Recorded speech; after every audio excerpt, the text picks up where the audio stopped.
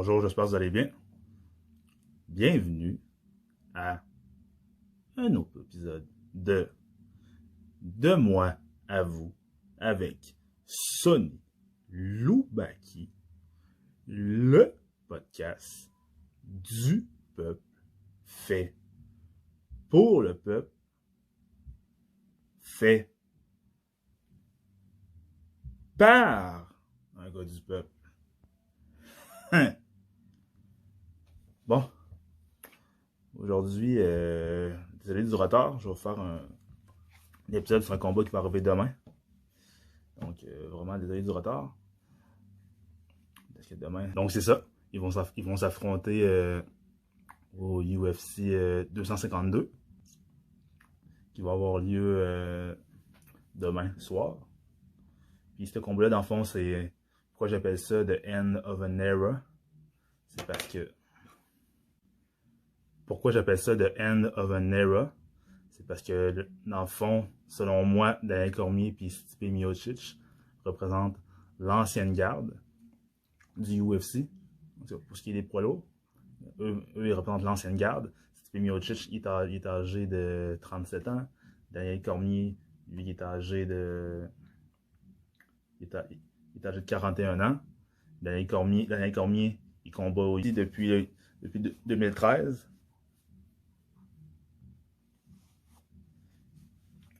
Il a fait ses débuts au UFC on Fox 7 contre Frank Mir.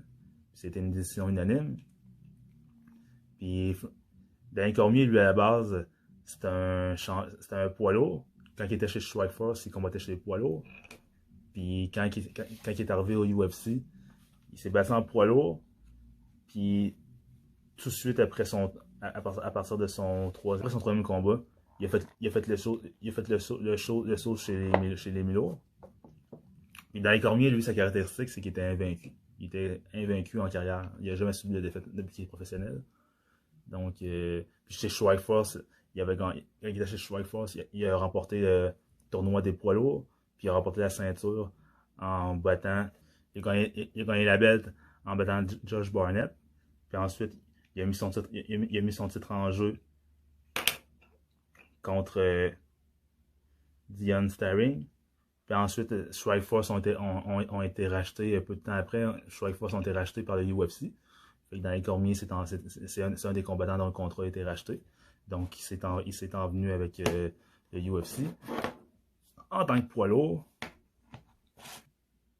il a fait quelques combats. Puis ensuite, il a fait le show chez les Mulots.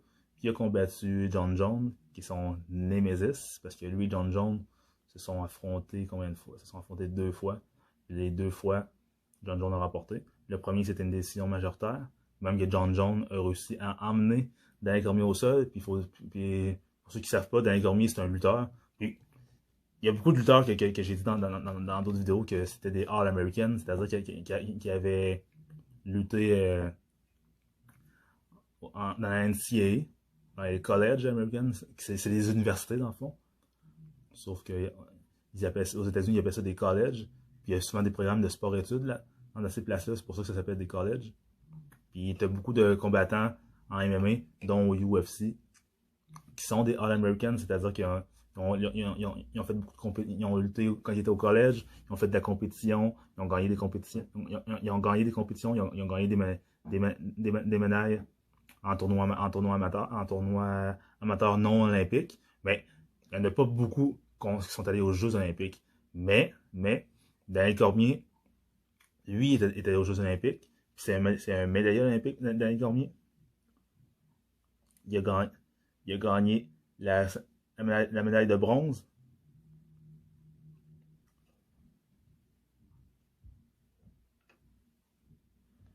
Non.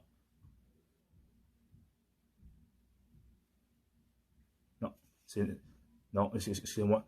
Il n'a pas gagné la médaille de bronze. Il a fini 4e aux Jeux d'Athènes en 2004. Les Jeux de Grèce en 2004. Il a fini 4e. Il était à ça du podium.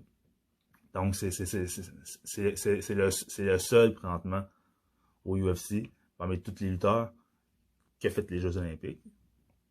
Donc, ça vous dit quel niveau de lutte qu'il y a.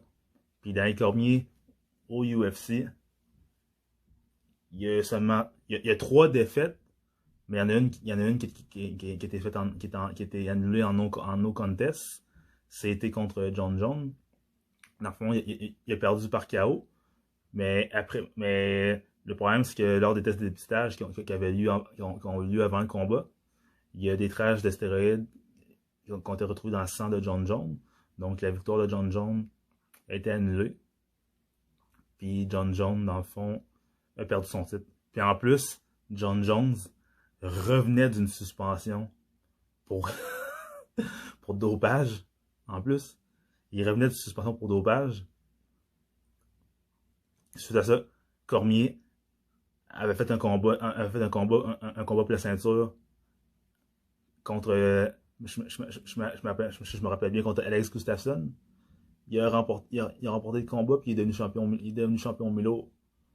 Puis John Jones, il est revenu de suspension. Ils ont fait un combat revanche entre Cormier et John Jones. John Jones a remporté par knockout le combat revanche.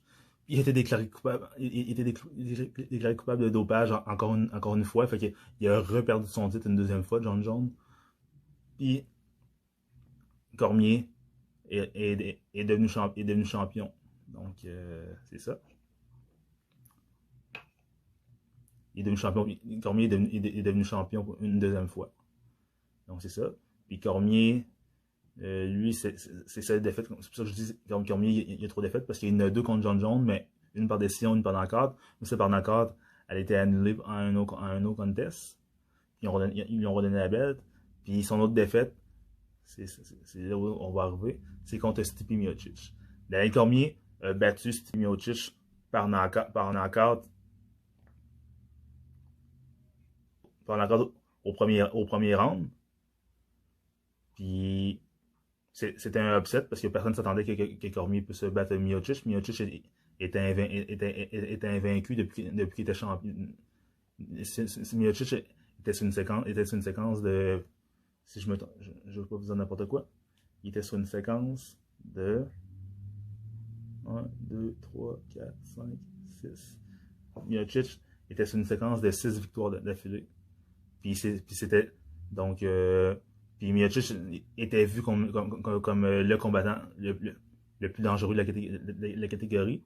Puis Daniel Cormier l'a battu en dominant le combat en plus. Puis oui, il y a eu les fameux hype-out, parce que ça c'est quelque chose que Daniel Cormier a beaucoup critiqué. Lui et John Jones.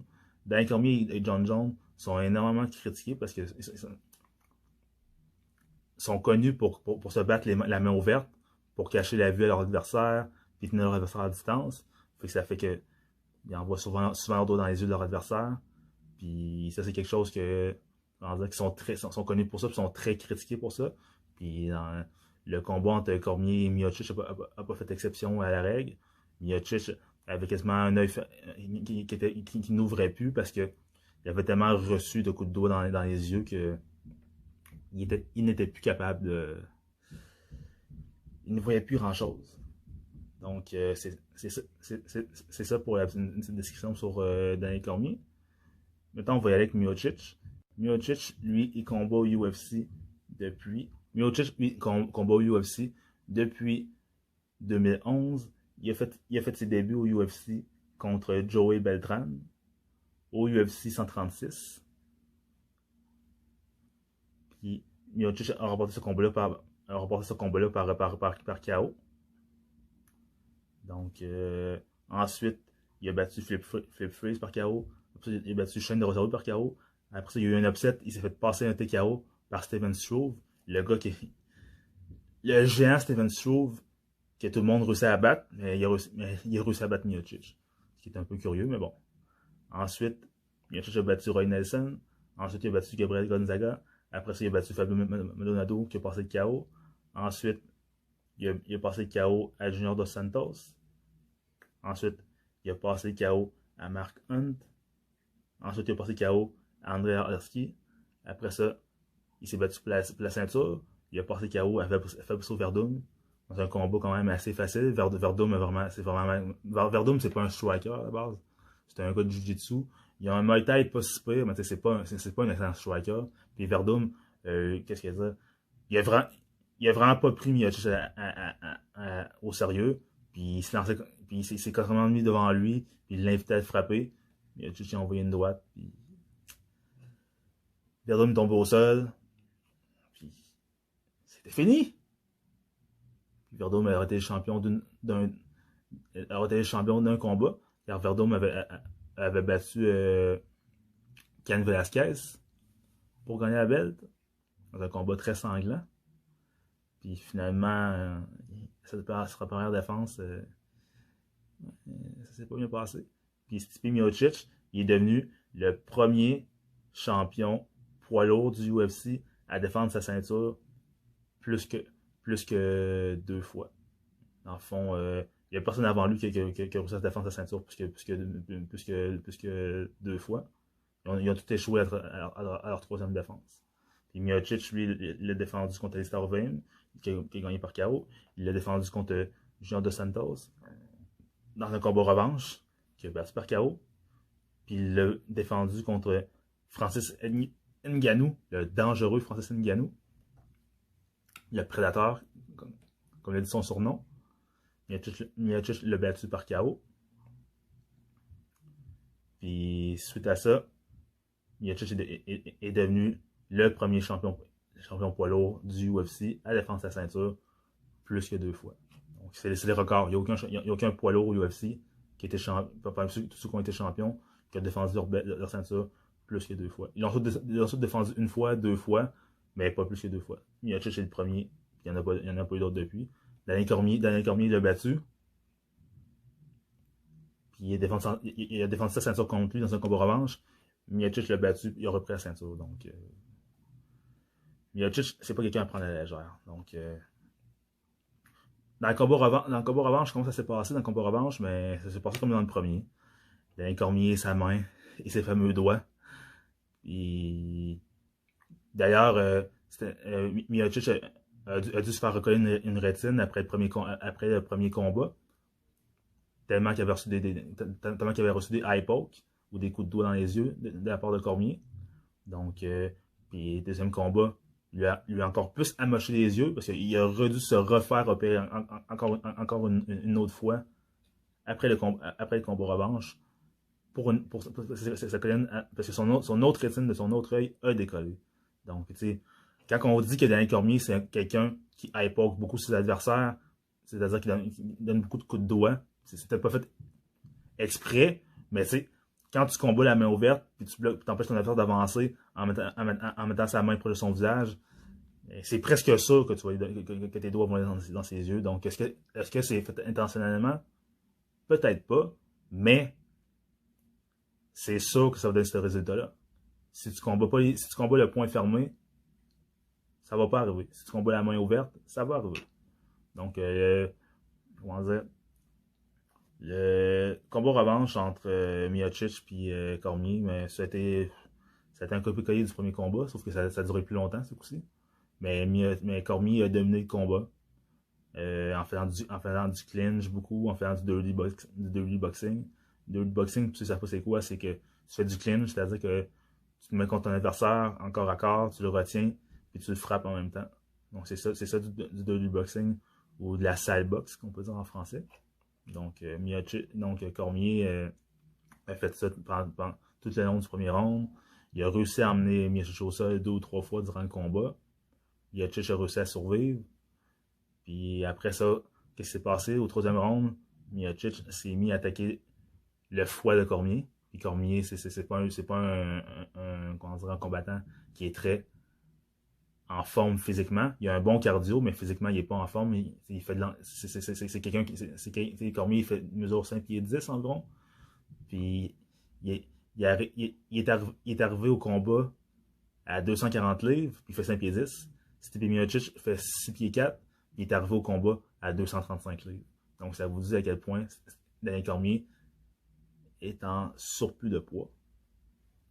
Donc oui, il se bat chez les poids lourds, mais en réalité, il pourrait se battre, il aurait pu faire toute sa carrière chez les mi-lourds, ou peut-être même se battre chez les middleweight, c'est-à-dire à 185 livres, parce que oui, Daniel Cormier, c'est quelqu'un de costaud, mais énormément de gras sans énormément de gras. énormément de gras. Donc, c'est ça. Donc, Miocic a attaqué le foie de Cormier à partir de la fin du troisième round. Puis, bon, on a vu tout de suite que Cormier ça l'a embêté. Puis ensuite, à partir du quatrième round, pendant la pause du troisième round, les entraîneurs de Miocic qui lui ont dit bon, les coups au foie ont fait effet, on voit que ça y a fait mal, puis ils sentent plus à l'aise, ils combattent plus de la même manière, donc continue ça, puis dès que tu vas avoir une occasion, t'attaques le visage, puis d'après moi, on devrait remporter ça.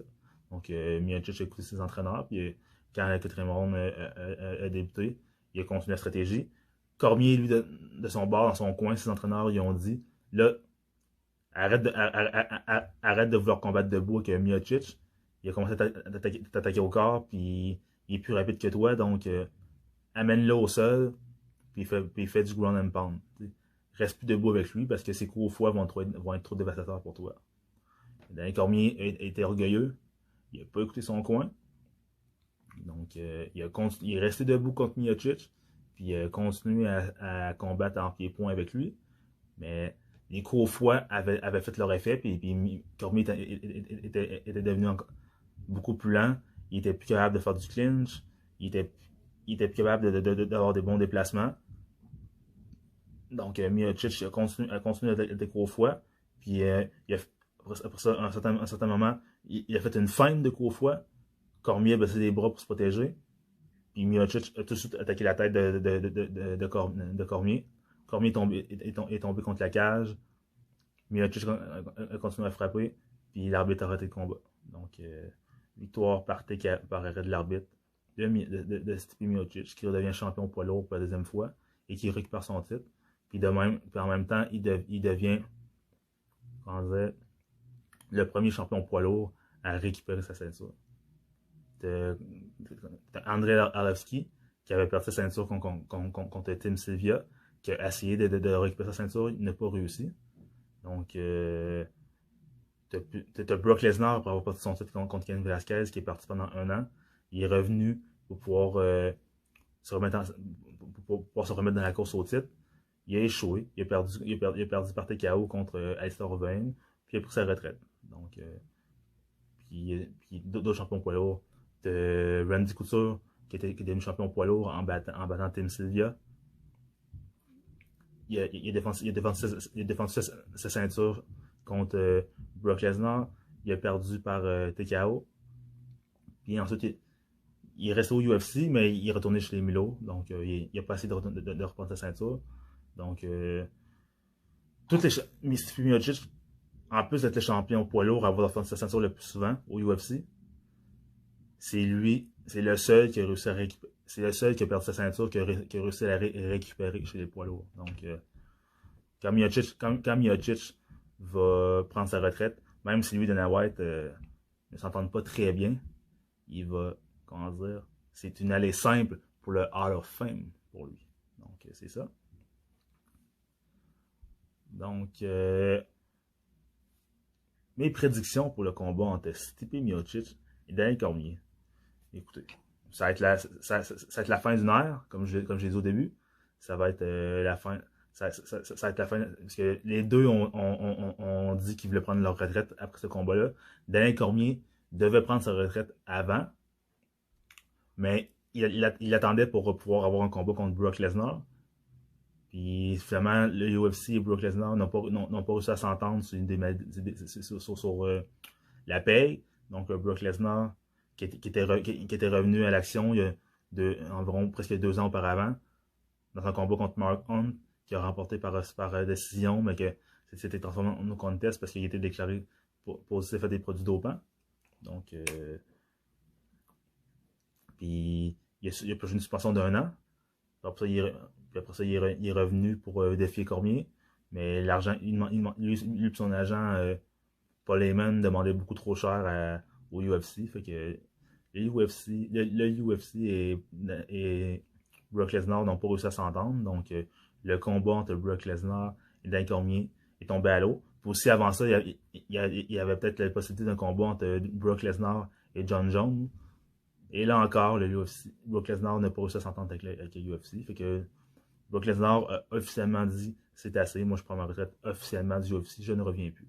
Donc quand Daniel Cormier a su ça, ben, le UFC, ils ont offert un troisième combat contre Stipe Miocic.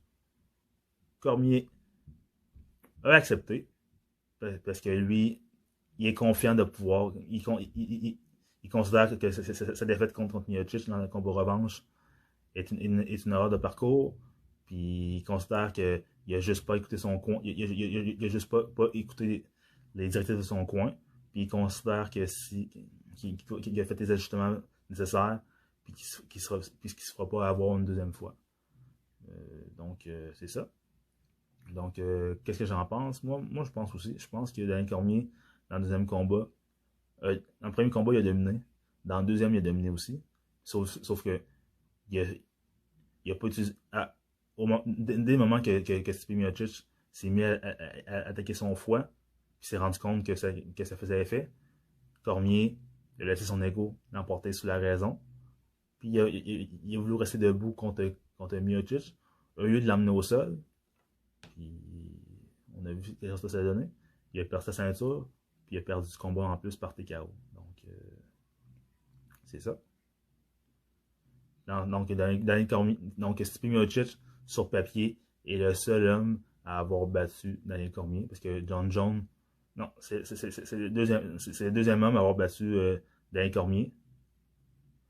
Parce que dans le fond, John Jones l'a battu une fois, c'est vrai. Il l'a battu deux fois, mais la deuxième fois, c'était non contest. Fait qu'il y a deux personnes dans toute la carrière MMA de Cormier qui l'ont battu. C'est John Jones et Stipe Miocic. Donc, ça fait beaucoup d'accomplissements pour le champion Miocic. Maintenant, Stipe Miocic, de son bord, c'est quoi ses forces? Stipe Miocic, lui, c'est un lutteur à la base. Stipe Miocic, c'est un boxeur et un lutteur. Je sais pas s'il a lutté au collège, mais il y a une très bonne lutte. Il y a une très bonne lutte. S'il a besoin, il peut amener ses adversaires au sol, puis il n'a pas peur d'aller au sol. Donc, il y a une bonne lutte, il y a un bon jiu-jitsu, donc il n'a pas peur d'aller au sol. Il préfère se battre debout, parce que c'est un très bon boxeur. Il y a des bons déplacements, il y a un bon jeu de pied, il y a un bon jeu de tête. Mais s'il a amené le combat au sol, il ne réchigne pas à aller au sol. Par contre, sa lutte, c'est pas du tout du même niveau que celle de Cormier. Daniel Cormier, c'est un lutteur olympique. Donc, c'est pas du tout le même niveau de lutte. Mais il est capable d'aller au sol. Puis s'il se fait amener au sol, il est capable de se défendre. Il est pas, il, il est pas comme une baleine dans un bocal pas d'eau. Si vous me permettez la comparaison. Donc, comment je vois le résultat de la finalisation de la trilogie entre Daniel Cormier et Stipe Miocic?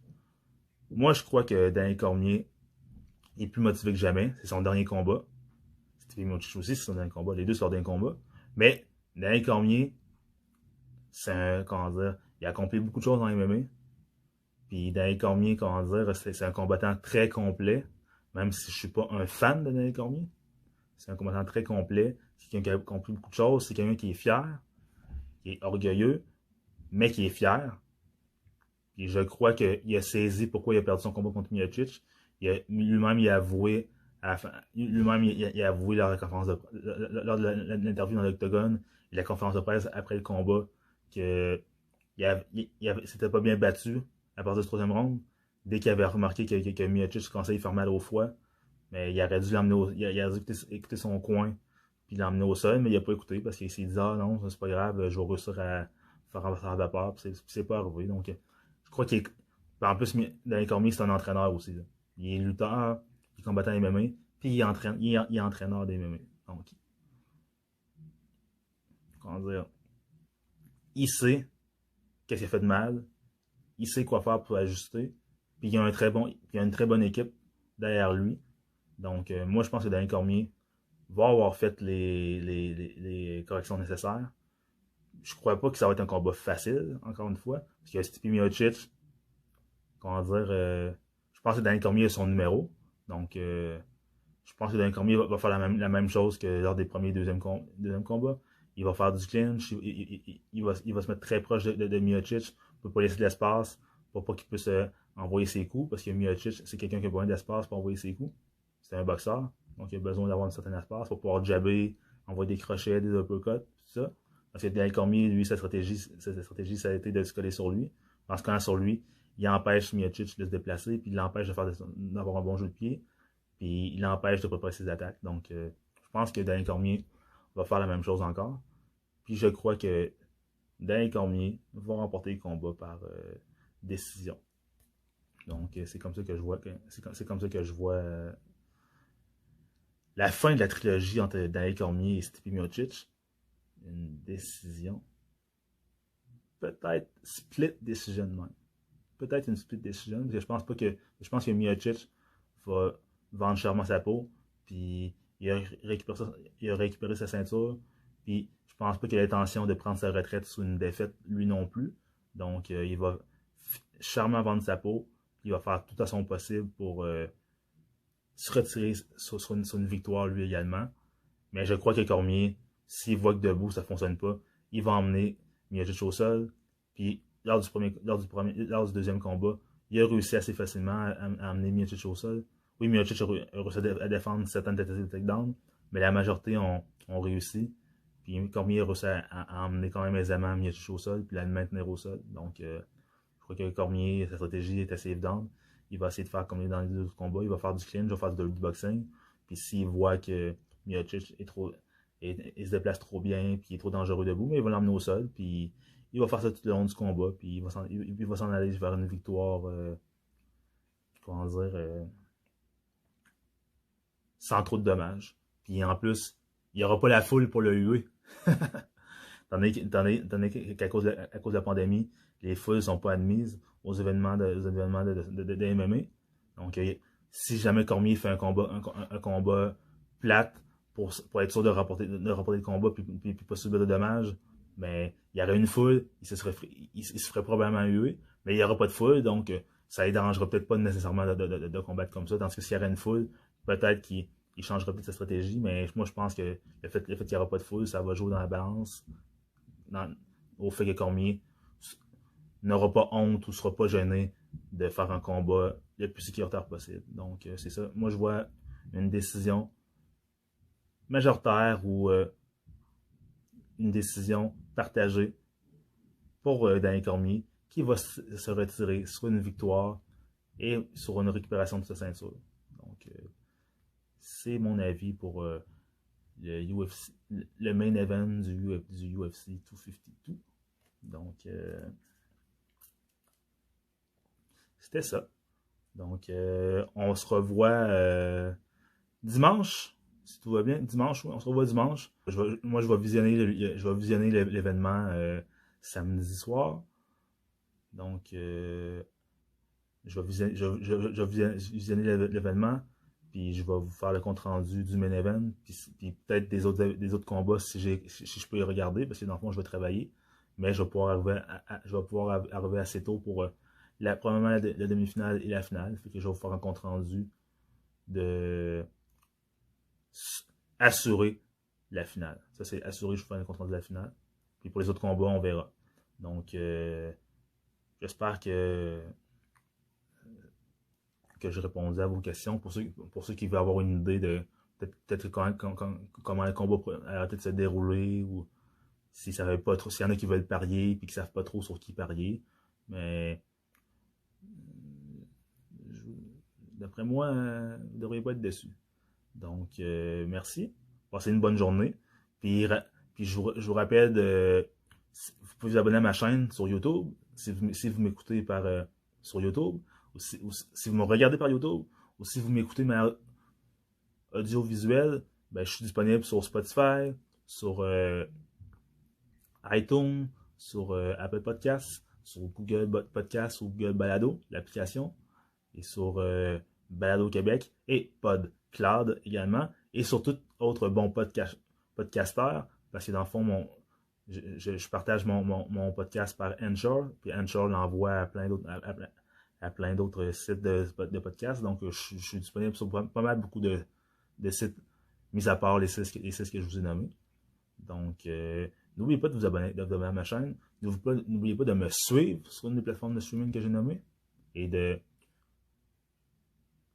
donner une note, un commentaire, puis sur YouTube, puis de partager aussi mon podcast sur vos réseaux sociaux, s'il vous plaît, ça serait vraiment apprécié. Puis sur YouTube, évidemment, posez des commentaires, parce que moi, j'aime interagir avec mes abonnés, puis même ceux qui ne sont pas abonnés, j'aime interagir avec vous aussi. Donc, c'est un partage, ce podcast-là, puis on est ensemble là-dedans, puis je le fais avec vous. Donc, plus tout le monde va participer, plus ça va grossir, puis plus la communauté va grossir, puis plus on va être visible. Donc, n'hésitez pas, soyez fiers, c'est un podcast du peuple pour le peuple. Donc, n'hésitez pas à participer. Donc, je vous souhaite une bonne journée. Et c'était de moi à vous avec Sonny Loubaki, le podcast du peuple, fait pour le peuple, fait